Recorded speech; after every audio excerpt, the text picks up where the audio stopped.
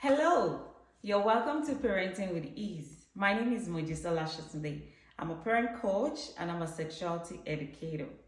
If you're just coming to this channel for the first time, thank you for subscribing to this channel.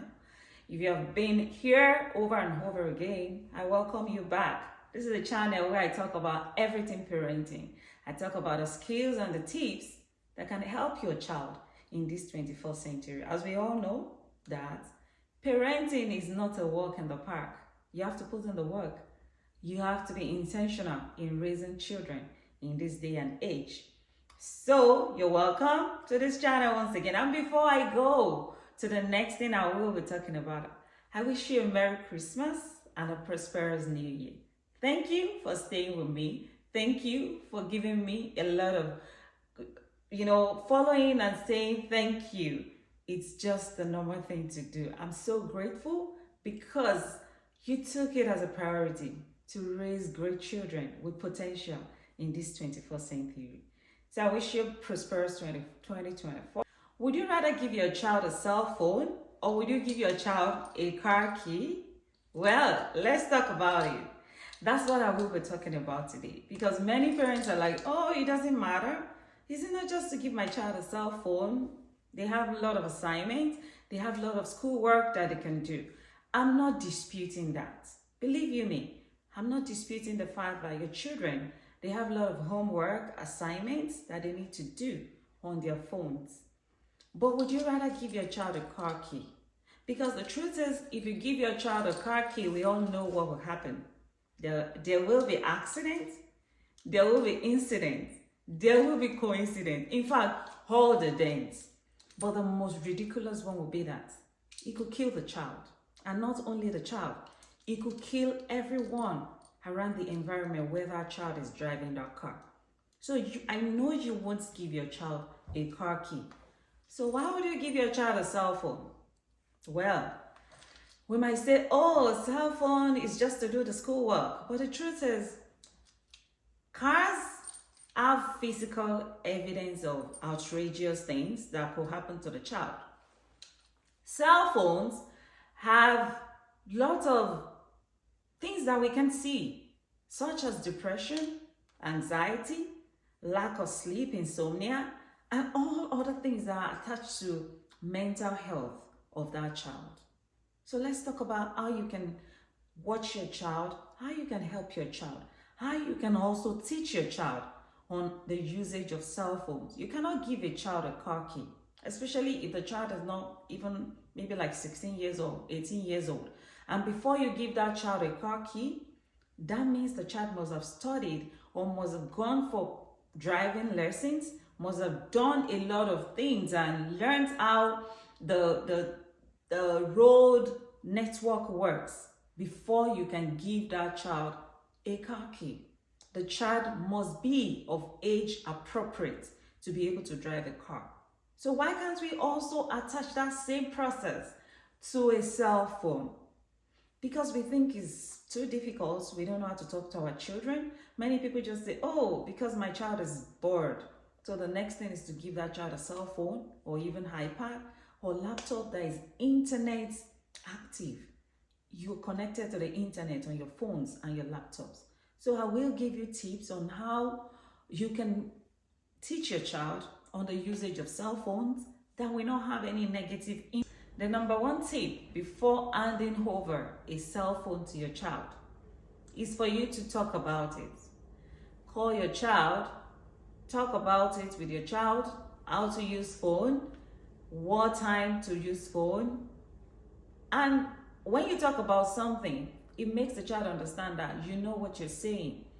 And be a role model as well. Let your child see you use phone in a way that is accountable. Not just using phone at every minute, every second. Some parents are so addicted to their phones that they don't even know when their children are talking to them. They don't even hear. They are not having a good discussion in the home because they are always on their phone 24/7. Don't get me wrong. I'm not saying you shouldn't, if you're doing business on your phone, you shouldn't be there. But the truth is there's always time for everything. When your child needs your time, you need to drop anything that is cell phone or anything that is laptop and give this child that moment to hear their opinion, to talk to you. And that is you teaching your child, even before you give the child a phone, how to use a phone. Number 2 tip is for you to learn your child's perspective about phone usage. Sometimes before you give your child a phone, ask your child, how do you think you'll be using your phone when I buy it for you? What are the things that you're interested in, even before I give you a cell phone? Is it because your friends are using cell phone and you think, oh, you're under pressure to get a cell phone as well? Learn their perspective. Children can talk. They understand what you're saying. So when you ask them questions, give them the opportunity to tell you their perspective on phone usage. That's number 2 tip. The 3rd tip is for you to agree on time usage. If you give your child a cell phone, you should let your child know that when you come back from school, that's when you can use your cell phone. You can't take your phone to school. And when you come back from school, that means after you've done your assignments, your homework, your chores, before you can take your cell phone. Even when you take the cell phone, you can only use it for a few hours before going to bed. You can't use it for the whole day, the whole night. So you need to prepare your child's mind towards the time usage. The more they understand that they can't use it excessively, the better it will be for you and your parents. And you won't be having a tug of war about how your child is distracted or using cell phones inappropriately. Number 4 tip is no passwording of cell phone. Yes, no passwording. Let your child know you cannot password your cell phone. I'm not saying that you should take your child's cell phone and start snitching or start checking their messages and all that. If you think something is wrong, you could do that, but you need to let your child understand that no passwording of cell phone. The moment they understand that, they know that you don't keep secrets. Let it be open. Let's know what you're doing at every point in time on your cell phone. It doesn't mean I will be checking your phone every time, but I could check it if I need to check it because I should have access to your cell phone. That's the truth. I bought the cell phone. I pulled the SIM card. I bought the data. So why shouldn't I have access to your cell phone? As a parent, you are not snitching on your child. Like I mentioned, you're just making the child to act responsibly. Once a child knows that, oh, my parents, they're watching me, it gives them a kind of succor not to even be able to do what they are not supposed to do on their cell phones. The fact that they think, oh, if my parent gets a hold of my cell phone, if they see this kind of thing on my cell phone, will they be happy with me? The moment a child recognizes that, it makes them stay away from some things and make them act responsibly with their cell phones. These are the things you need to talk about before you hand over a cell phone to your child.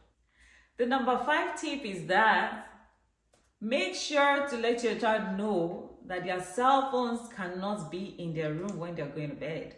That means once your child is going to bed to sleep, they should submit their cell phones to you. Let the phone be in your room. Why would they take their phone to go to bed?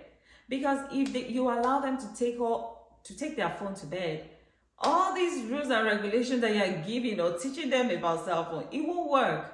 Because children, you know how they are. They could wake up in the middle of the night and start using the cell phone. That means they are going to be fatigued by the time they wake up in the morning. They didn't get the right and proper sleep, and it could affect them the next day, even when they go to class. So let them know that at this time, before you go to bed, if your children go to bed at 9 p.m., if they go to bed at 10 p.m., let them know that at least 30 minutes before going to bed, you submit your phone into the room until the next day when you're going to be taking this phone and be using it. It gives them accountability. It makes them to understand that, yes, there are still rules and regulation in this house. And the last tip is the fact that I know when I mention this tip, many people will say, why? Why are you going over and beyond? Is it not just cell phone? Yes, it's cell phone. But the truth is, let your child be accountable. Make them responsible. And that last tip is the fact that draw up a contract, an agreement between your children or your child. Let the child sign it. Every rules and regulation that I just mentioned, put them in a contract. Let a child sign it, you sign it as a parent, date it. Give the child a copy and hold a copy. Because whenever you want to apply any consequences, you will tell the child to go and read that contract. And let them know that your written agreement is binding.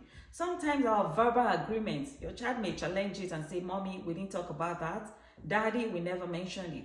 But once that child does not obey all the things that are written down in the contract, let the child provide our own contract or his contract, then provide yours. Read through it and tell them these are the consequences we agreed upon, and it's going to apply to you. It makes them understand that whatever you sign is binding on you. And it makes them to even think ahead, because it's part of you teaching them some skills when they get to, working with teammates or in their home company or even working for people. They know that once you sign it, you sign an agreement, is binding on you and is binding on the other person.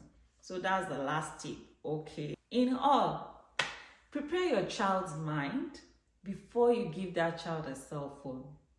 We might say cell phone, everybody is using it in the world.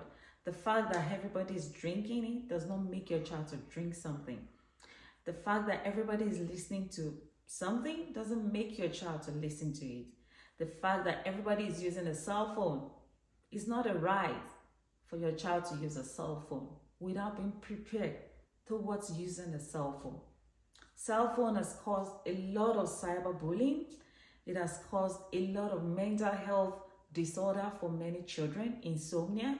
It makes your child even anxious because they feel they are inadequate with their peers and their mates. But when you prepare your child towards using a cell phone properly, they are going to use it responsibly and they will be accountable. So in as much as you're not going to give your child a car key, don't give your child a cell phone. Thank you for watching this video. If you have learned some lessons from this video, please share it. Don't hoard videos, don't hoard lessons to yourself. Let other parents or parents to be, let them learn. Let them be able to get some information that can add value to them and to their children. Thank you for watching my video. Thank you for the comments. I really appreciate. Thank you, and I hope to see you next time. But before I go, remember, the methods of parenting has changed and it's evolving, but the goal of parenting remains the same, which is raising a wholesome child to fulfill his or her potential while adding value to the society. Till I see you next time, have a beautiful, beautiful Merry Christmas and a prosperous New Year. Bye.